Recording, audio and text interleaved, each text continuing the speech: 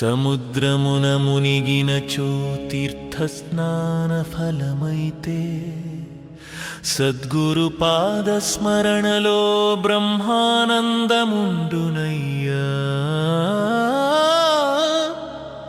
కల్పతరువై నిలిచిన సాయి కరుణా కటాక్షమే జీవితార్థమున నింపే ఆత్మ సాక్షాత్కారమే.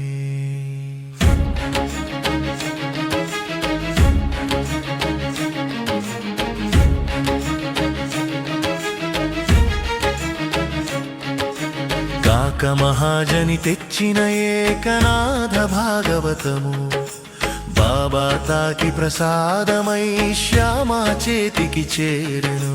జాగ్రత్తగా నుంచుము నీకు పనికి వచ్చునయ్యా అని పలికిన వాక్యమే దివ్యానుగ్రహమయ్యా.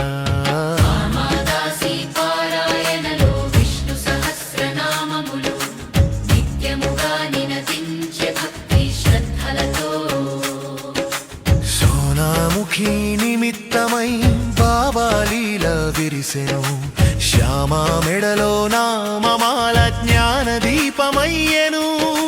కోపాగ్నిలో మండిన రామదాసి వాగ్వాదములో శ్యామా పైన విరుచుకు పడగా కలహము దిగెను. మమత విడిచి సమత నేర్చుము బాబా బోధతో అమృతమై శాంతి ప్రవహించే క్షణములో.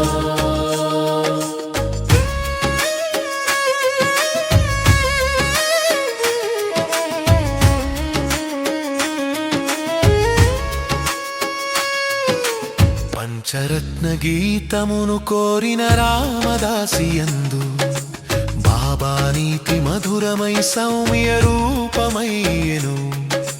గ్రంథమున కంటే మనుష్యుని విలువ గొప్పదని సద్గురు సత్యబోధ జగమున వెలిసెను.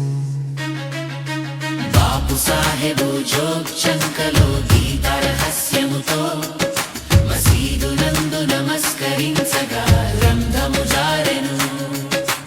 రూపాయి దక్షిణతో బాబా దీవెనలందించే పూర్తిగా చదువుము నీకు మేలు కలుగును. దాదా సాహెబు ఖాపర్దే వినయ నిశ్శబ్దములో బాబా సన్నిధిలో కూర్చుని తల వంచెను. జ్ఞానమునకు నమ్రతే అలంకారమని చూపెను. బ్రహ్మజ్ఞాని సమక్షమున పుస్తక గర్వమరుగెను. ఖాపర్దే గారి భార్య నిశ్చల భక్తితో ప్రతిదినము నైవేద్యమై ప్రేమార్పణ చేసెను.